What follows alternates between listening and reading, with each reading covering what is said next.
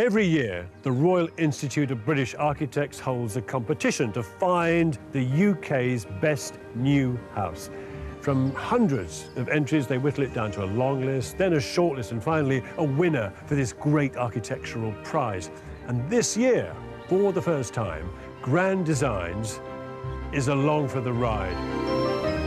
So, we'll be taking you behind usually closed doors to see some of the finest new architecture in the country. Wow, that's like a cliff of brick. If that isn't a facade, I don't know what is. To discover why these homes are so special. Whose idea was this? Mummy's. God, blimey.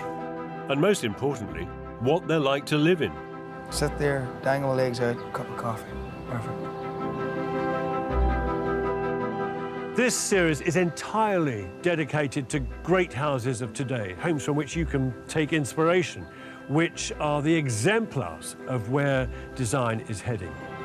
And then, at the end of the series, we'll be finding out here exclusively on Channel 4 which one of these houses is the RIBA House of the Year for 2015. Looking at great architecture is something of a dream job, really. A wonderful set of experiences that, frankly, we would like to share with you.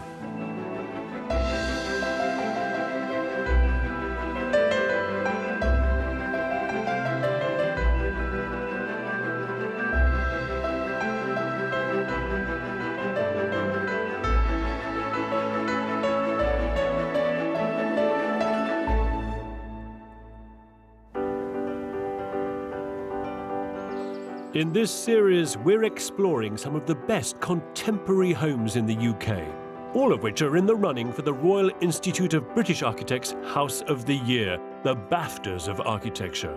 Oh, wow, this is just brilliant. Each week, we'll visit a variety of homes on the long list, which I've loosely grouped into categories, and find out which of them has made it onto the final shortlist of 7.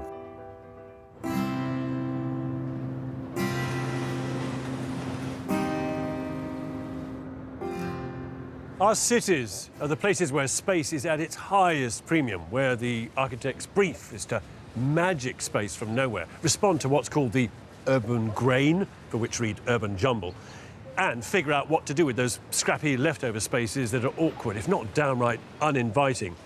They say that when the constraints of a design are particularly demanding, that's when you get the best results, which would suggest that the architectural imagination only truly flies when it has a very short and oddly shaped runway.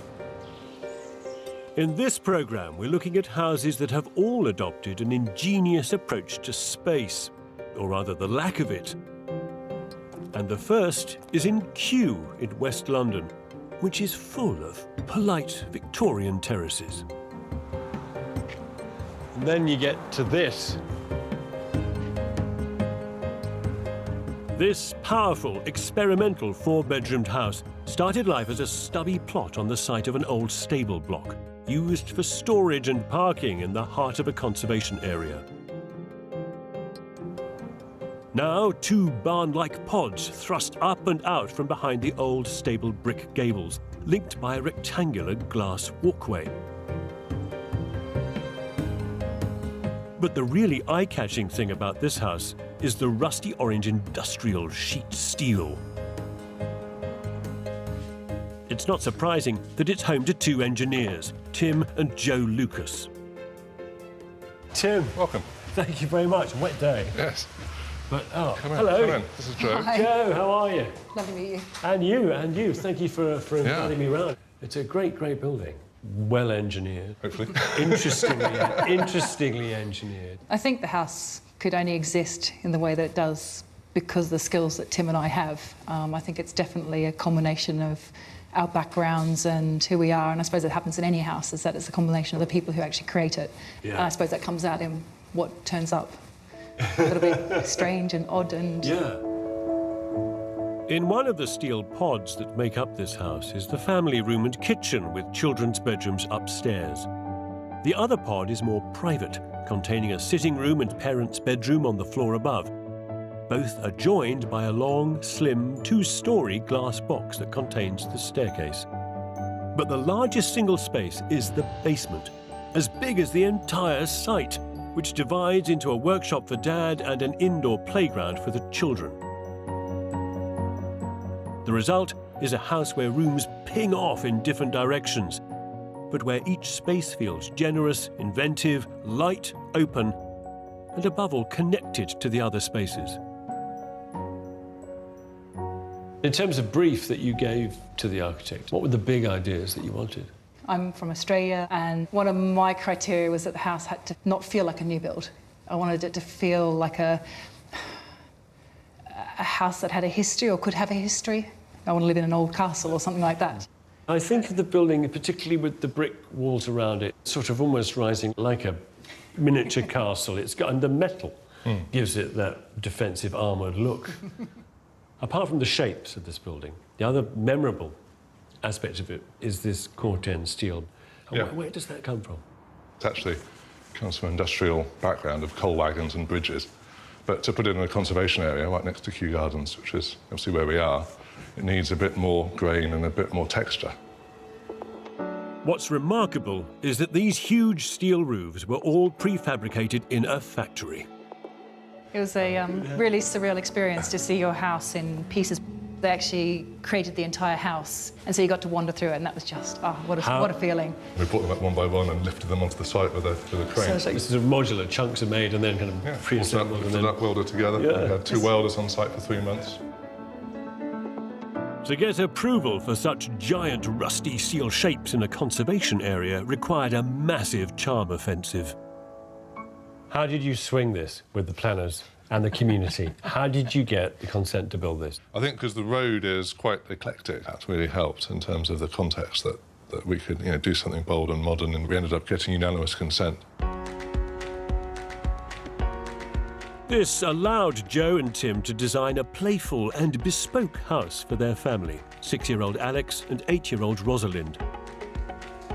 Each room is like a cabinet of curiosities.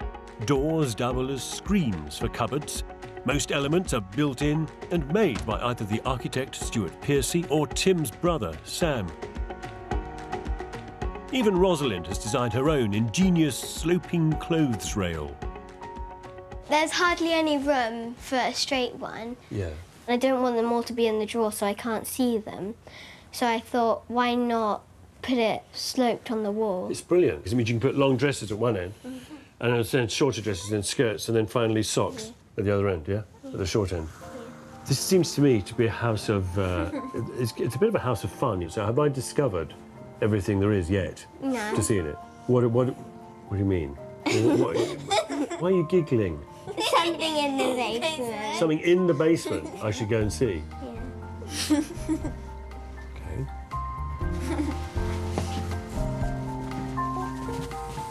Where are we going? It's downstairs to the basement, isn't it? No. There's something What? secret behind this door. What's this? Oh, no, it's a slide. Oh, Go in brilliant. legs first. What? Yeah, I wasn't going to go head first. Am I allowed to go down it? Oh, my heavens. Yeah. Bye. Whose idea was this? Mummy's. God, blimey. I don't know where I'm going. Oh, God. How was that? That was, yeah, that was good. It's this sense of fun, inventiveness and the unexpected which appealed to the RIBA judges. So as to avoid the issues of overlooking neighbours' homes, light is carefully introduced, not least from light wells. I can drink in great draughts of cold, filtered, chilled light. It's very refreshing.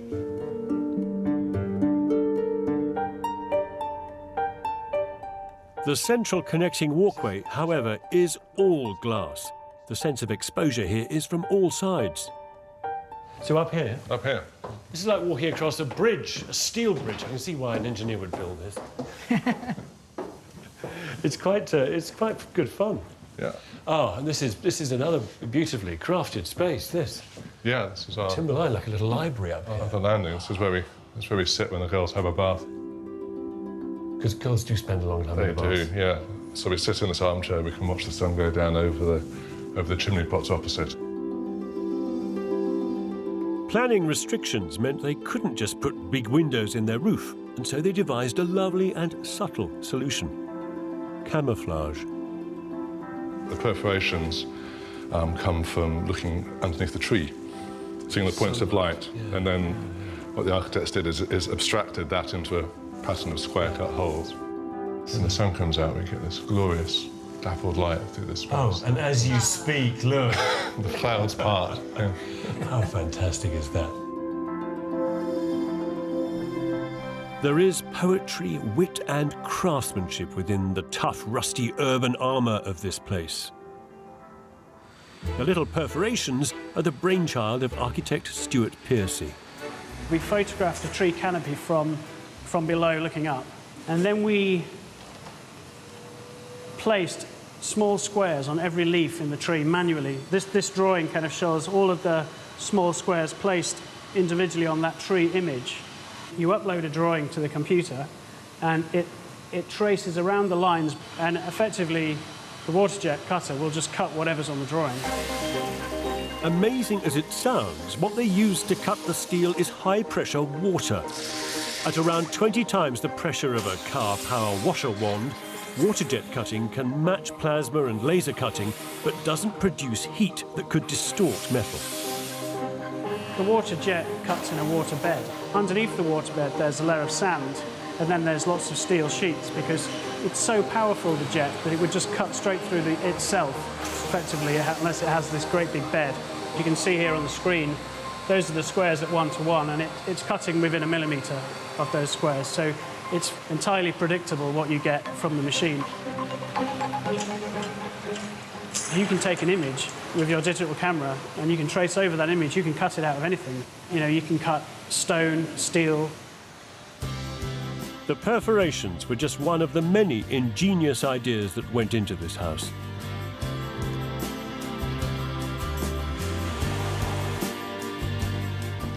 Britain has a proud tradition of engineering, and its values, I believe, are in this building. Values like the desire to experiment, albeit pragmatically, to push at boundaries, and goodness me, this building does push that way and that way and that way. And, dare I say it, by that traditional British engineering phrase, work in progress. But it would be wrong, wouldn't it, to simply ascribe engineering values to this building, because it is also magical and adventurous, and I, for one, will be leaving it with a smile on my face.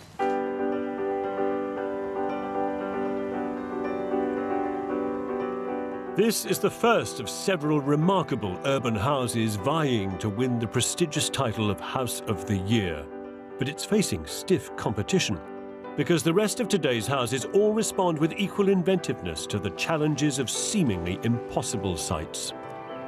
What this building teaches me is that space doesn't equal size, which is very clever. Look, I just have to say this. I don't think of this series as some kind of worthy investigation into where architecture is, although obviously if some things rub off and leave a lasting impression along the way, all the better. But it does strike me that the reason I'm standing here and the reason you're watching is because all of us enjoy looking round houses. We all enjoy a bit of snooping, especially when they're beautiful. It will be the Royal Institute of British Architects who'll have the final say, to pick the one winner. Meanwhile, joining me to poke our noses around these great houses, our editor-in-chief of Elle Decoration, Michelle Lagundahin. Now, this is very dramatic. And architect, Zach Munro. It's a very precise fire, isn't it? It's sort of, you can have the heat, or you can have the heat. Indeed. Our next urban house is in Northern Ireland, in the city of Belfast. All the houses we're visiting this week have flourished despite really difficult sites. Some scraps of land are awkwardly shaped, others are difficult to access or have contaminated ground. You might even have bought one with a river running through it. Victoria Road is in a suburb of Belfast called Holywood. It's on a site which no one in their right mind would think of building on, because it's a steeply wooded valley with a stream. No one, that is, apart from owner Zoe Wilcox, who Zach went to visit. Zoe. Hi. Hiya. Come on in. Thank you very much. Wow, what a lovely house. Zoe and her husband Tony have boldly built this striking house, sitting right across the river. When we first came to view it, there was land on one side of the river that was for sale, and we saw this wilderness over on the other side. And we thought, wow, let's go over the river. Really? Yeah. That's your first thought? First thought. I remember standing there on the site and phoning my poor husband and later saying, I want to build a house and I want to go over the river. And he was up for it? He was up for it.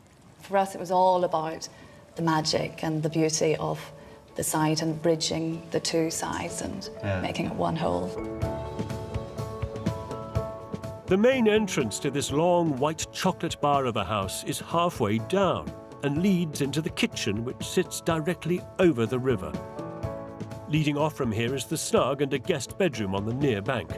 And in the other direction, the dining room and a sunken living room connected by a long corridor. On the far bank, there's enough of a drop to add the family's bedrooms underneath and a patio to the rear.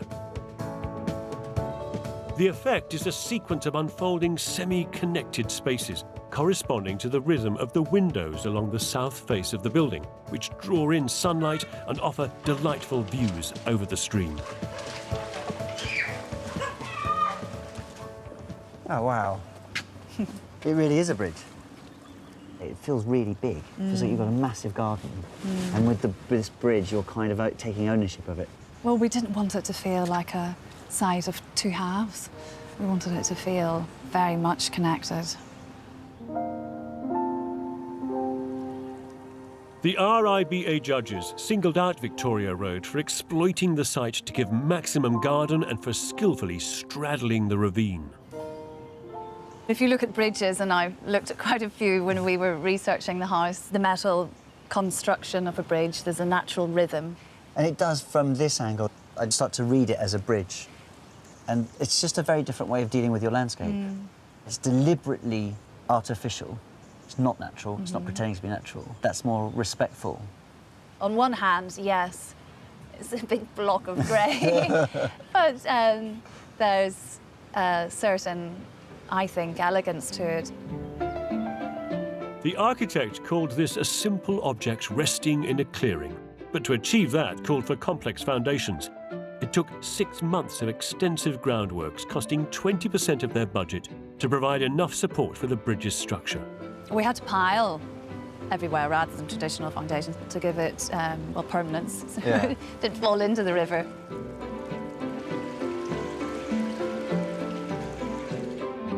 Despite all the hard foundation work, what Zoe was after was actually a very simple experience, inspired by her love of minimalist architecture. I love the pared-back, simple approach to architecture that doesn't shout in your face, that you discover it as you occupy the space. Helping Zoe to realise her ideas was the architect Alistair Hall. It's a house that's trying to be simple, elegant, achieve some kind of timelessness. This minimal kind of building is hard to pull off when the engineering dominates the design. Every structural component must be hidden. What the judges liked about Victoria Road was the rich way that the original idea was worked up. It's a bridge that's transformed by materials like the terrazzo flooring, which stretches the entire length of the ground floor. It's lovely stuff, this. Yeah, I love it. We're very happy with it, and it hides all manner of sins. It's very easy to... What do you mean? To maintain. Oh, OK. Yeah. I thought you'd buried someone under it. No. Terrazzo is at least as old as the Romans. They used leftover marble chippings mixed with lime to strengthen their floors and used abrasive stones to hand polish them. Today, machines do the grinding and polishing, and the choice of chippings or aggregate is vast. Now they use more Italian marbles, using glass, mother of pearl. So it's just moved on. Terry Fagan's family have been laying terrazzo floors since the 1950s, passing on the skills and techniques down the generations. Essentially, the process is lay a concrete subfloor, pour a screed topcoat, and then, while it's still wet, toss in your beautiful jewel-like chippings. As if you're feeding chickens or sowing grass seed. It's just this way it's been done since my grandfather's time. They grind the floor back to cut and polish the chips using specialist polishing machines. It can take 3 weeks to achieve this kind of breathtaking gloss, but it lasts. There's floors my grandfather put in 60, 70 years ago, and they're still as good as the day they went in. They're perfect, so it's a lifetime job.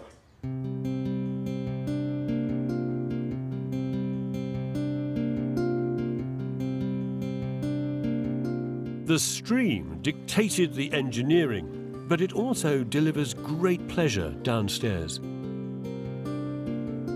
You've got the drama of being suspended above the river upstairs, and this is where it gets really intimate. You can see the underbelly of the house and the structure, and you get an aspect of the house that actually only Tony and I really get to see. I guess maybe because I experienced the journey of building the house, I enjoy looking at the structure. It reminds me of actually what we went through, and you get a real sense of actually the house bridging across the river. We lie here and open the windows, and the sound of the river trickling past is lovely. The passionate involvement of the client, Zoe, is what makes this project stand out.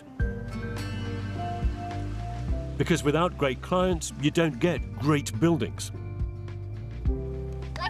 We've had great fun doing it, and it has been an adventure, and our children, has been fantastic for them to experience doing something brave and bold and doing something a bit different, hopefully worthwhile at the same time.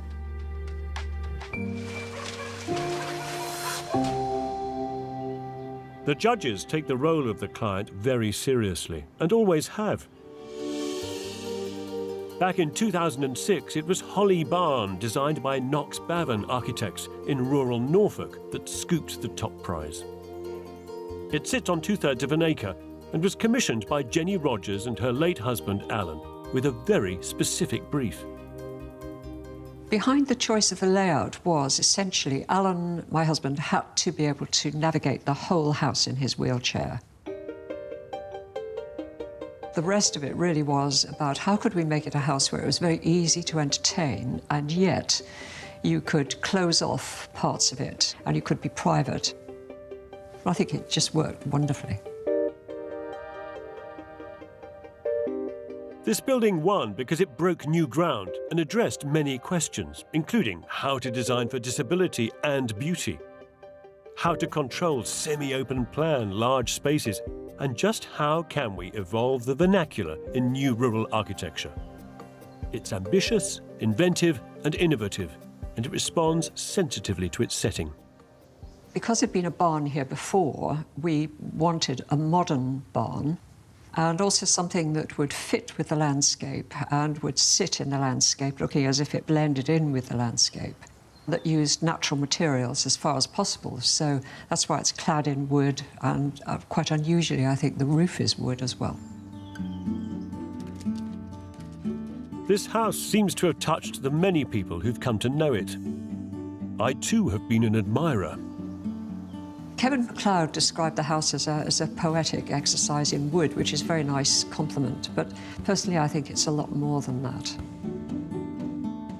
I think it's just a wonderful building all round. I'm very proud to have commissioned it. Holly Barn clearly shows how important client involvement is. So how will our urban houses, all with passionate owners and difficult sites, measure up? There are 2 more to go, and then we'll find out which of these homes have made it to the shortlist of 7 finalists of House of the Year. Restraint has inspired some of the greatest architecture on the planet. I mean, limitless land and a bottomless budget, they do not usually produce great buildings, as any Las Vegas taxi driver will tell you. Whereas, with limited cash and a tiny site, you have to begin to think inventively. Hence the need for wit and the imagination, two of the sharpest tools in the designer's box, together with, of course, a magic wand. I mean, how else do you make small as beautiful as this? Somewhere in this East London street is one of those small conjured spaces. Courtyard House is built on a tiny plot that used to be a builder's yard. So this has to be it because the paint is new. So it says 2A there. Ooh, and we're in. Oh, no house. Tidy yard. This is not the way in. Bike store. Ah, front door. Can you see the... Oh, there's a gap. Not the front door. It's another space, another courtyard. Past... What's this building? Little office. A beautifully planted garden. It all feels a bit like walking through the wardrobe in the Chronicles of Narnia and discovering a miniature new world. Entering from the street, there's first a yard with a large store, which is also the back of the office. Past that is the second open space, the beautiful garden. The house beyond is essentially L-shaped, containing on the ground floor the kitchen and living areas, with space for a guest room. Sitting on top of these is a single cube, the master bedroom, which looks out over a light well and a terrace at the rear. In this house, space is the name of the game. And whichever way you look, it feels like daylight is being drawn into the building, adding to the overall impression of airiness. Hello. Hello, Kevin. I'm lucky enough to be meeting the owners, Tom and David. This is gorgeous. What's lovely is that it doesn't hit you straight off the street. It's not like a front garden. It's like a sort of, almost like a hallway, you know. And then you come through, and then there's a whole sequence of little space before you get to the front door. Yeah. I mean, that first space is really functional. It's where bins and bikes and all that stuff is. And then you enter this space, and it's a complete contrast. It's a lovely transition, I think, coming home at the end of the day, going through those phases, and by the time you've reached the house, you actually feel quite relaxed and you're ready to be home. Different world. And you just articulated that in what? In 15, 20 yards. Not only was the builder's yard an unpromising size and shape, there were lots of planning restrictions about what they could build because of the neighbours. We were very limited in terms of where we could put windows and what the views were, and we said we got a frosted window upstairs, which, because of the view. Which is why it's all the more amazing that the architect, David, this is his first house, is in the running for a top architectural prize. The building is very simple. It's L-shaped. There's a block here. There's the bedroom there and the staircase. If we can take this lid off. Oh, beautiful. They're all straight lines. That makes the building very straightforward and pretty cheap to build. These odd remaining courtyard shapes here and here, well, those would be very expensive to build out. And what they've done with them is to take advantage of them and turn them into these beautiful pocket gardens, pocket spaces.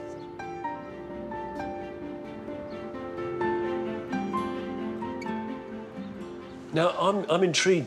It's a series of rectangles on what is obviously a site which is not rectangular. It's a weird shape. And would you not have been tempted to use that space that you got out there as more accommodation space? Is it? It was very tempting, but part of the brief was to respect the neighbours, allow as much light into their property, but also allow as much light into this house. And that's the thing that does. It provides a light well. Yeah.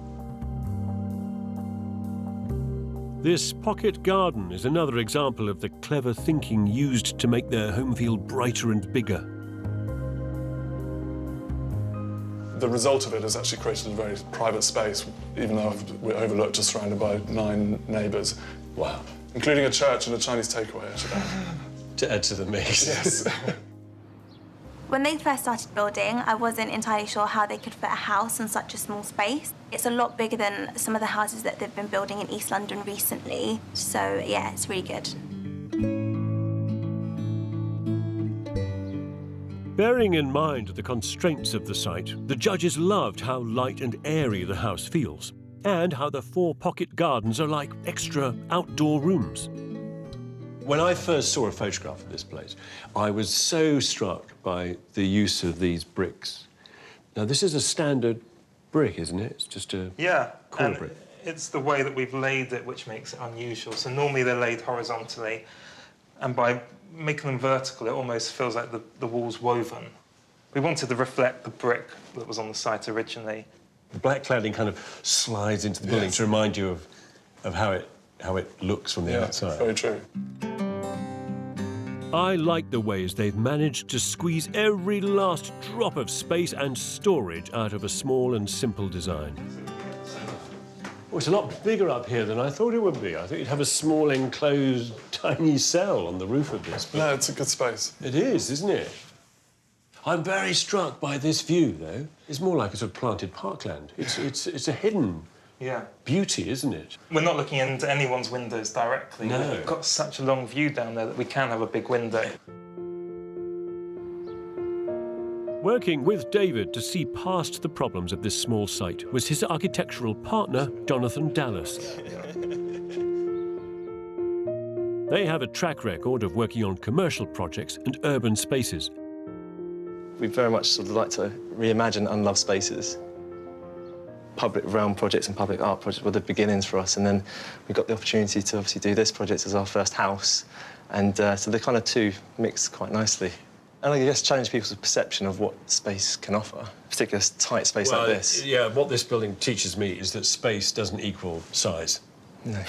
That space is something that you craft, that you kind of control, and that a sense of space is something that can be magicked out of a tiny plot, which you've done. Yeah. Which is very clever.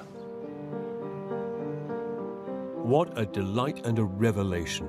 The small magical journey I took from the street to get here has expanded my mind. This place shows you what beauty can be imaginatively wrought from a scrappy little site. There must be thousands of sites like this in London, these little pockets that people think aren't commercially viable to develop. But for someone who wants to live in London and be able to commute into town, they have so much potential.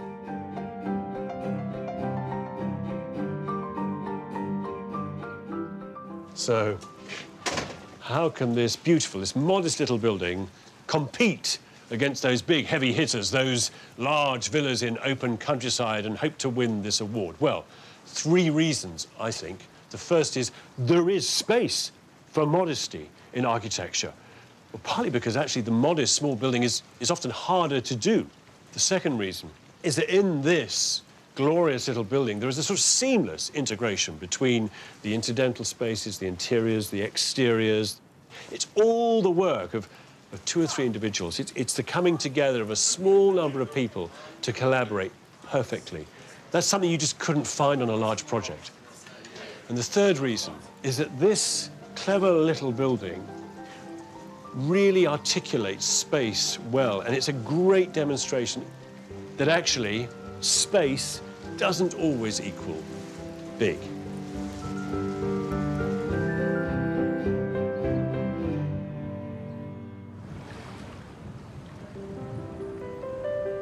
Space in the city is something that the RIBA judges have seen cleverly articulated in many of this year's entries.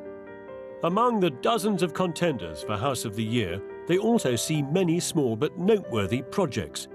We've picked a few to show you. This first one's a quiet and curvy extension to a Grade 2 listed Georgian building in Wapping in East London.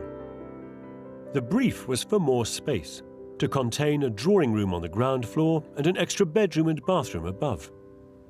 By placing the extension where we did, we managed to capture some of the late afternoon sun. So as the sun comes round in the evening, you get a room that's filled with sunlight. The planning restrictions attached to its Grade 2 listing meant it had to be as unobtrusive as possible. The materials chosen for the new part, some of them are quite old materials. For instance, the windows are of bronze, but the most important is clearly the choice of brick. The bricks we chose are a standard off-the-shelf brick, and we colour washed the outside to tone down the variation between the extension and the original house. Whether it's an historic listed building or a reinvention of a difficult site, building in the city throws up a set of very high-pressure problems. So far, our urban houses have met these challenges beautifully. Now it's time for the last of our remarkable city homes. Gosh, this is extraordinary. Before the House of the Year judges announce which of them will make the shortlist.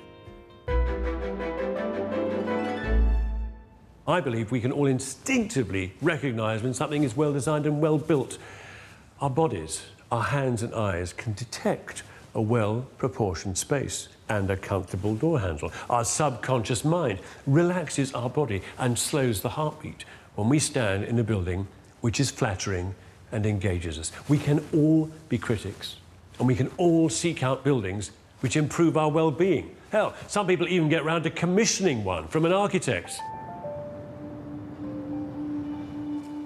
Our final house in West London is at first sight an unlikely vehicle for this all-important feel-good design factor. Michelle Gunderhin went to visit.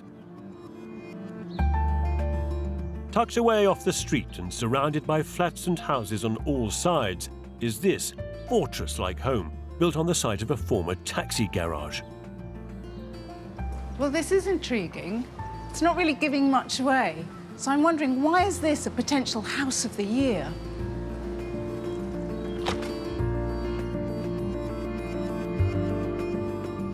Gosh. Wow, this is extraordinary.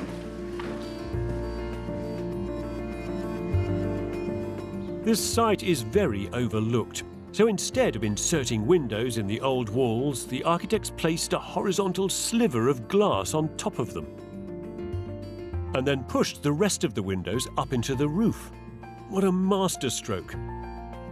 All down to the architects Tatiana von Prussen and Jessica Reynolds, whose resourcefulness and imagination here caught the judges' attention. Hello, welcome. Congratulations on this extraordinary building. Straight away, it strikes me that someone had to take a real leap of faith to even think about building a house in this site. Yeah, but our practice is quite used to dealing with funny little leftover bits of land that have these kind of very strange geometries, surrounded by neighbours, needing to dig, no exterior windows, all of that kind of thing. So we're quite used to dealing with that. But this house is probably one of the ones we're most proud of. This four-bedroom family home looks complicated, but the roof is the key to the layout. Each vault corresponds to a similarly shaped area below: living room, kitchen and dining area. Not so much rooms as zones in an almost open-plan building.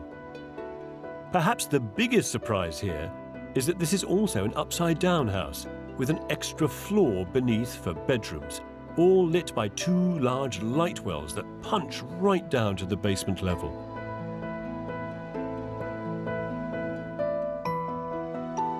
The vaults are a beautiful geometric device to bring light down into the house and which also minimize the roof's profile.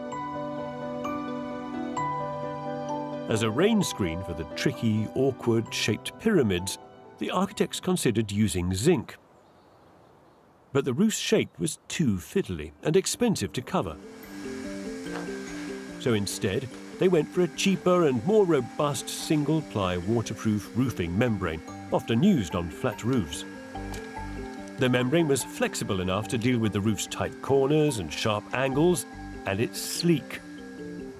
The roof design is such an inventive, fun alternative to windows, you don't read it as a compromise. But planning restrictions meant they just couldn't build up. So in order to add another story for bedrooms, they dug down. Gosh, this is not what I was expecting. How deep did you build down here? We've dug down about 2 metres to gain the extra space below. And yet I don't feel subterranean at all. I think one of the ways we've managed to achieve that is through creating these double height spaces and these very tall floor-to-ceiling heights through the corridor. Having maxed out on the site's space for a 4-bedroom home, it left little room for a garden. 2 sunken courtyards take its place, essential to bring light into the basement. Oh, wow. You've got the double height window, the amazing super skylight, the kind of white bouncing the light around. Yeah, it's really nice because the playroom here is connected to the garden, so the kids kind of run in and out during the summer. There are, despite the pressures for space and light here, several opportunities to enjoy the outdoors. One of the key concerns was to try to bring as much as possible the outside into the house.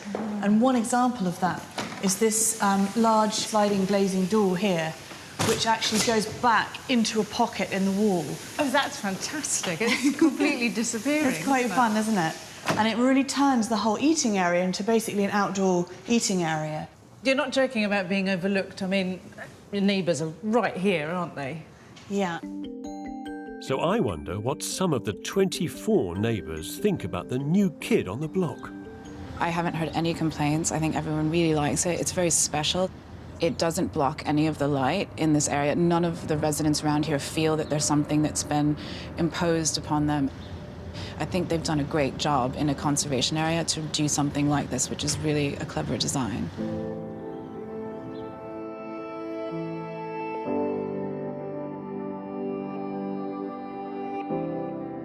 This vaulted house is a stunning family home. For me, its success is down to the intelligent use of light in what many would consider a really unpromising site. It's an elegant response to common urban building problems. But more than that, it gives something back to the neighbourhood in the form of this exquisitely sculpted roof. So, which of these 4 delightful and extraordinary homes go forward? Kew House, which hunkers under a rusty steel shell. Victoria Road, a house that's a bridge that's a house. Courtyard, an unfolding conjuring trick of spaces. And the vaulted house, which billows up and out. You can vote for your own winner at channel4.com/House of the Year. But what do the judges think? It's now time to find out which of these 4 projects has made it onto the coveted shortlist for the 2015 House of the Year Award. Covering the length and breadth of the country, visiting houses of all shapes and sizes, it's been an impossibly hard task for the judges. But after much deliberation, architect Jonathan Manser has the results. So, Jonathan, tell me about the first house that you've shortlisted. Right, this first one is Kew House. They've made these 2 steel tent shapes, which are redolent of the London street gable-ended buildings. Because it's this rusting steel, they're completely alien to the brick and slate surroundings, but they've got exactly the same sort of colours and tones and warmth. And it sounds like you enjoyed that, the way in which it's slightly game-changing, and it is a game. It's kind of playing with ideas and methods of construction. That sort of game-changing thing is how you reinterpret what a London street looks like by using different materials. And in the process, you're recreating some of the warmth and texture of a London street.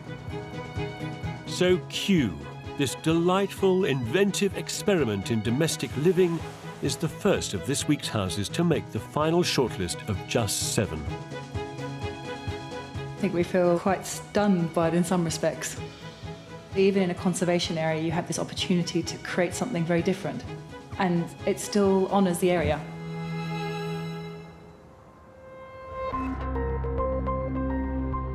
But which of the other 3 will join it? Jonathan, tell me about the next house you put on the shortlist. The next house is Vaulted House. What they've really thought out here is that each of these vaults isn't just a random shape.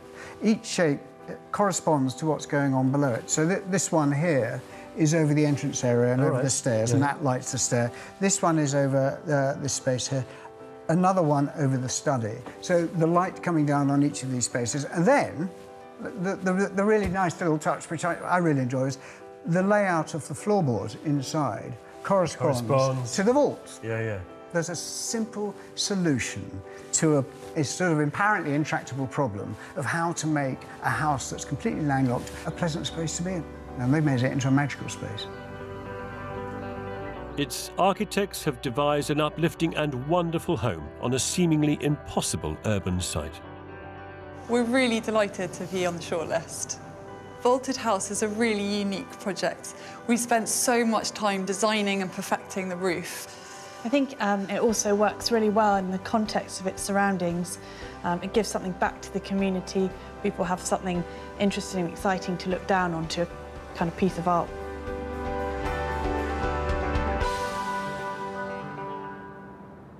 What makes a great building? Well, most people agree that it should speak of its time. It should speak of its place and its context. And it should also speak of the people that use it and commission it. And both these shortlisted houses demonstrate all these qualities in spades and more. They contain moments of beauty and wit and imagination. In other words, delight captured sometimes in a quiet corner where you can sit and read a book, sometimes in the dramatic theatricality of a double-height void plunging down to a basement courtyard, or just a glimpse of the sky through a perfectly placed roof light. They make you feel like a better human being.